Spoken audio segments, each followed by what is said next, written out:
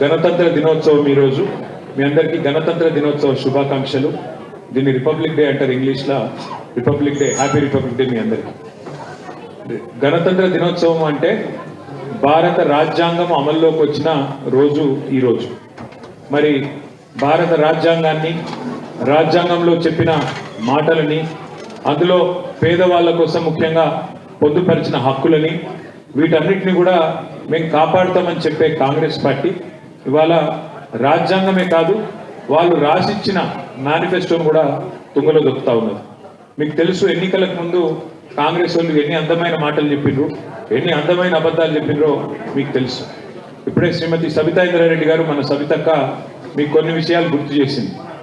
మీకు గుర్తుండాలి, ఆ రోజు రేవంత్ రెడ్డి గారు ఏమన్నారు, కేసీఆర్ గారు పెళ్లి చేసుకుంటే, ఆడపిల్ల పెళ్లి చేసుకుంటే ₹1,00,000 ఇస్తున్నాడు, ఆ ₹1,00,000 కూడా పెళ్ళైన 6 నెలలకు వస్తున్నది, మీరు నాకు అవకాశం ఇవ్వండి, నేను ఒక ₹1,00,000 కాదు మీదికెళ్ళి తులం బంగారం ఇస్తా, అది కూడా మీరు లగ్న పత్రిక పెట్టుకొని నా దగ్గరికి వస్తే అదే రోజు అప్పచెప్తా అన్నాడు.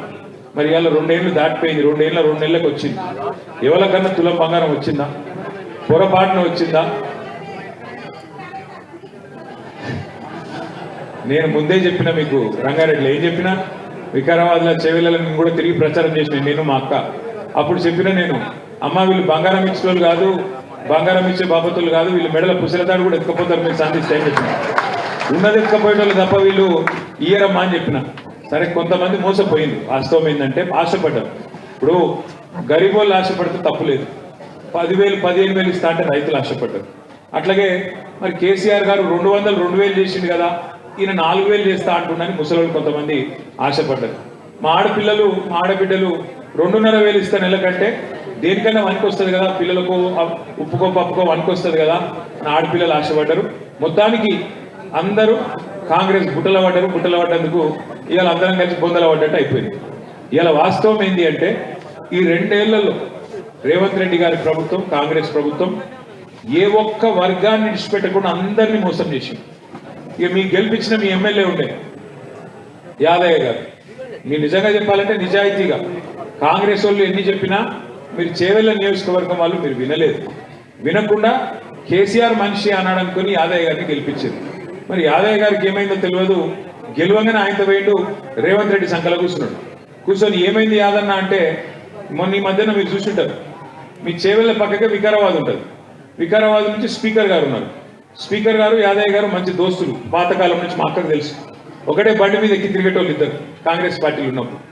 అయితే మరి యాదయ్య గారు బీఆర్ఎస్ పార్టీలో గెలిచిండు కదా, గెలిచి మరి రేవంత్ రెడ్డితో కండువా కప్పుకొని కాంగ్రెస్లో వేయడు, కాంగ్రెస్ పార్టీలో తిరుగుతున్నాడు, ఇది కరెక్ట్ కాదు కదా స్పీకర్ గారు, మరి ఆయన పదవి రద్దు చేయండి అని చెప్పి మనం స్పీకర్ దగ్గర వెళ్ళాం.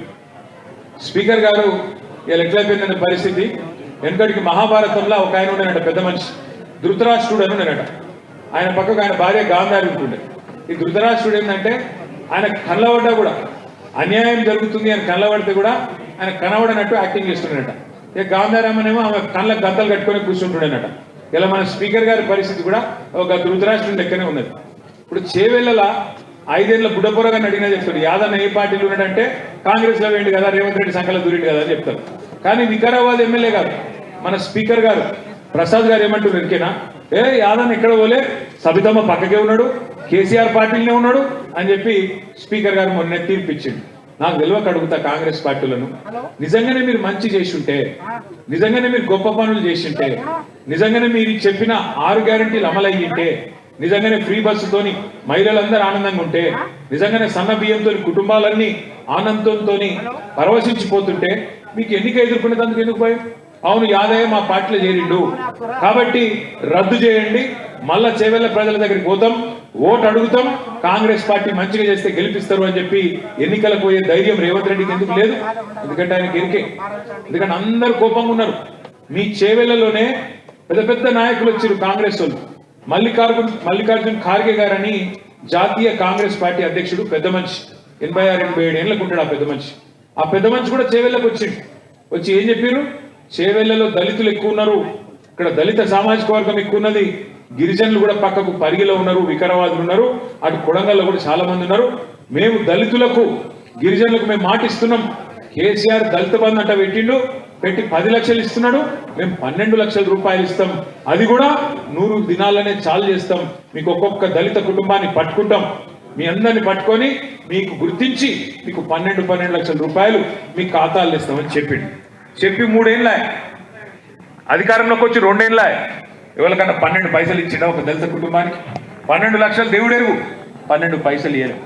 అట్లా దళితులు గిరిజనులు అట్లా కోపంగా ఉన్నారు. అగో మా ఆడబిడ్డలు కోపంగా ఉన్నారు, నెలకు 2,500 లేదు, నా వచ్చిన కళ్యాణ లక్ష్మి వస్తలేదు. ముసలోళ్ళు కోపంగా ఉన్నారు, పెన్షన్లు పడతలేవు. 2,000 4,000 చేస్తా అన్నాడు, ఇంట్లో ఇద్దరికి ఇస్తా అన్నాడు.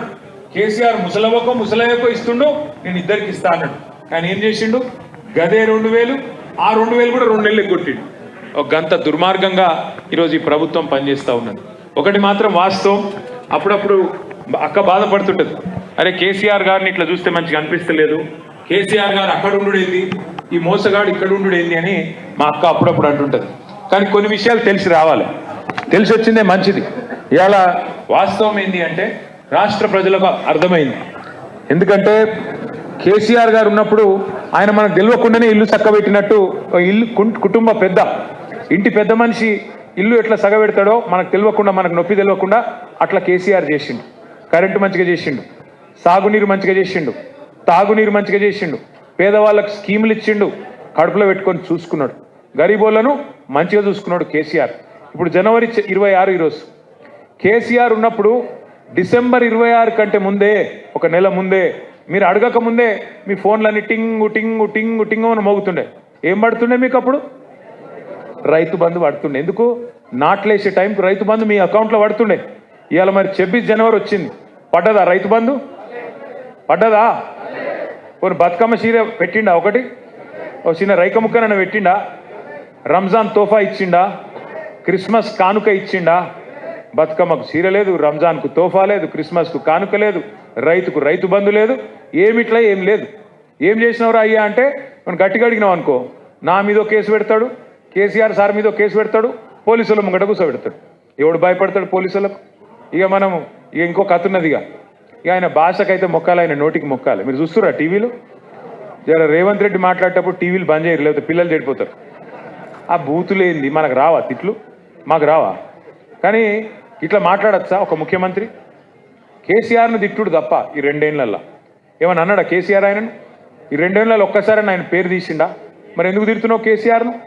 నీకు పాలన చేత కాకపోతే, వెనకటికేవడో ముఖం బాగాలేకపోతే అద్దంబల కొట్టిండట, నీ ముఖం బాగాలేక అద్దంబల కొడితే ఏమవుతుంది? నీకు గట్లే ఉన్నది. ఇప్పుడు నీకు పాలన వస్తలేదు, రాష్ట్రం నడుపుడు వస్తలేదు, కేసీఆర్ని తిట్టుడు మాత్రం వస్తుంది.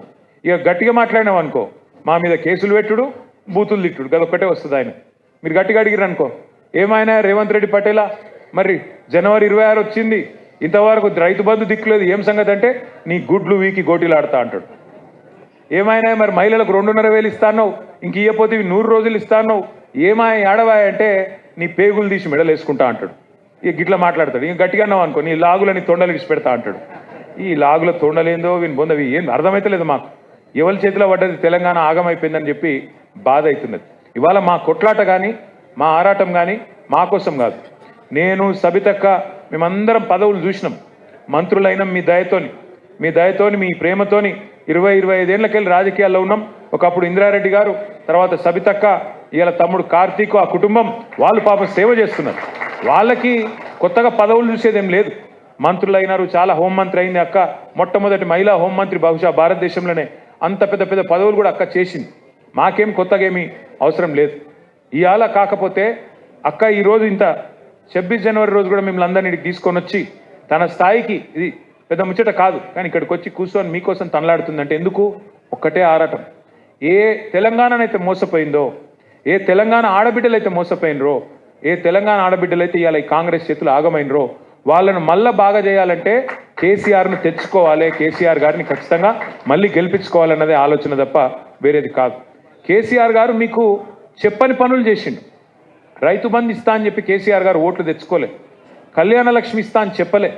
కేసీఆర్ కిట్టు యాదికున్నదా? కేసీఆర్ కిట్టు ఇంటికాడ బండెక్కించుకొని ప్రభుత్వ దవాఖానకు తీసుకుపోయి అక్కడ గర్భవతి ప్రసవం అయిపోయినాక మళ్ళీ ఇంటికాడ దించిపోదురు.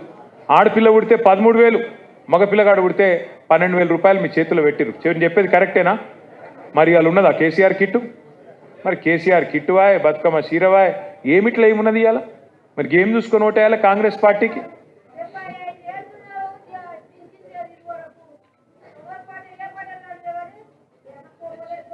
46 లక్షల మందికి సారు పెన్షన్ ఇచ్చిండు కేసీఆర్. ఎవరన్నా మిగిలిపోతే వాళ్ళకు కూడా ఇచ్చుకుందాం తల్లి, మీరు బాధపడకురి. ఇప్పిస్తాం నువ్వు రందు పెట్టుకోకు, ఇప్పిస్తాము. కాకపోతే ఒక్క మాట కోపానికి రాకు బాలక్క. ఇప్పుడు నేను లేను, రేవంత్ రెడ్డి మీద కోపానికి రా, నా మీద అయితే లాభం లేదు. నేను అనేది ఏంటంటే ఒక్క మాట, మీ అందరితో ప్రార్థన, దయచేసి కోరేది, తప్పకుండా కొంతమంది ఎవరైనా మిగిలిపోతే మిగిలిపోవచ్చు, నేను కాదంటలేను, అందరికీ అయిపోయింది అంటలేను. ఎందుకంటే అమెరికాలో కూడా సమస్యలు ఉడిచిపోలే, ఇంకా ఆడ కూడా ఉన్నాయి, సేవలలో కూడా ఉంటాయి, నేను కాదంటలేను. కానీ ఒకటి సగబెట్టుకుంటూ వచ్చినాం. ఇవాళ వీడు మొత్తం ఎగబెడుతున్నాడు, మనం సగబెడితే వీడు ఎగబెడుతున్నాడు. గది నేను చెప్తున్నా, ఆలోచన చేయండి, ఆగం కాకురి. మళ్ళీ ఎలక్షన్లకు రాగానే, మళ్ళీ ఇప్పుడు మున్సిపల్ ఎలక్షన్ వస్తుంది చేవేళ్ళలో, రాగానే మళ్ళీ ఏం చెప్తారు, ఇంటింటికి చీర వంచుతారు. మళ్ళీ ఇందిరమ్మ చీర ఇచ్చిరా? ఇవాళ ఇంకా రాలేదా? అది కూడా ఇస్తలేడా? ఇస్తాడు ఓట్ల కోసం మా ఇస్తాడు. ఇచ్చి మళ్ళీ ఇగో మా బాలక్క దగ్గరికి వచ్చి, నీ కోపం ఉంది కదా బాలక్క అని చెప్పి నీ చేతిలో 2,000 పెట్టి, నువ్వైతే కుద్దు ముందు ఓటు కుద్దు అంటాడు. వాడిచ్చే 2,000 ఆశప అయితే నేను ఒకటే యాద చెప్తున్నా మీకు, ఆయన 26 నెలలు బాకీ ఉన్నాడు మీకు, మీరు యాద పెట్టుకోండి. 26 నెలలు ఇంటూ 2,500 అంటే 60,000 బాకీ ఉన్నాడు మీకు. 60,000 బాకీ ఉన్నాడు, 2,000 చేతులు పెట్టి ఓటేయమంటే వేద్దామా? వాళ్ళని అడుగురి కాంగ్రెస్ వాళ్ళను, ఏమాయ కొడుక 100 రోజులు అంటివి, మరి 60,000 బాకీ ఉన్నావు కదరా, మరి ఆ మిగిలిన 58,000 ఎవడిస్తాడు? యాదవ్ ఇస్తాడా, భీమ్ భరత్ ఇస్తాడా, ఎవడిస్తాడని అడుగుని. అర్థమైందా? ఒకట్లా అడగాలి. మీరు అడగకుండా మూగనోం పడితే మళ్ళీ వాళ్ళు నడిచేది నడుతూనే ఉంటుంది, మోసం యథావిధిగా జరుగుతుంది. అందుకే మోసపోకండి. ఒకసారి మోసపోతే అది వాన్ తప్పు అవుతుంది, మోసం చేసిన తప్పు అవుతుంది. రెండోసారి కూడా వాన్ చేతుల్లోనే మోసపోతే ఈసారి మన తప్పు అవుతుంది. రెండోసారి కూడా మళ్ళీ మోసం చేయనిచ్చిర్రు అనుకో, రెండోసారి కూడా మళ్ళీ వాడు చెప్పే మాయ మాటలు విన్నారనుకో, బొంతలో పడ్డారనుకో, ఇక ఈసారి మన తప్పు అవుతుంది. కాబట్టి కాంగ్రెస్ పార్టీని బొందబెట్టడానికి, కాంగ్రెస్ పార్టీకి బుద్ధి చెప్పడానికి మీకు మంచి అవకాశం రేపు చేవెళ్లలో, మొయినాబాద్లో, చేవెళ్లలో, శంకర్పల్లిలో మున్సిపల్ ఎలక్షన్లు వస్తున్నాయి. మళ్ళీ దండం పెట్టుకుంటే ఇంటింటికి వస్తారు. అడుగుని కంపల్సరీ, ఏమాయ కొడుక మా 60,000 ఎడవైనాయి, మా రైతు బంధు ఎడవైంది, 15,000 చేస్తా అంటివి కదా, చేయకపోతేవి కదా, ముసలోళ్ళకి 4,000 పెన్షన్ అంటివి కదా, ఏది? మా తులం బంగారం అంటివి ఏది? మా పొలగాన్లకు 5 లక్షల కారట్ ఇస్తా అన్నావు, మా చదువుకునే పొలగాన్లకు ఏది? ఆడపిల్లలకు స్కూటీ ఇస్తా అంటివి ఏది? ఇవన్నీ మీరు అడగకపోతే మళ్ళీ దొరకరు ఇంకో 3 ఏళ్ళు. అందుకే అడుగుండ్రి, నిలదీయండ్రి. కేసీఆర్ గారు పంపిన కండువా వేసుకున్న, గులాబీ కండువా వేసుకొని కారు గుర్తు మీద వచ్చేటోళ్లకు గట్టిగా కేసీఆర్ గారికే ఓటేస్తున్నాం అనుకొని గట్టిగా ఓటేసి ఆశీర్వదించి పంపండి. మళ్ళీ కేసీఆర్ గారు వస్తేనే ఈ రాష్ట్రంలో పేదవాళ్ళకు న్యాయం జరుగుతుందనే మాట నేను మళ్ళొకసారి మీకు గుర్తు చేస్తూ, ఈరోజు చేవెళ్ళ నుంచి వచ్చిన విజయభాస్కర్ రెడ్డి గారికి, మిగతా మిత్రులందరికీ కూడా పేరు పేరున హృదయపూర్వకంగా స్వాగతం చెప్తూ, జై తెలంగాణ.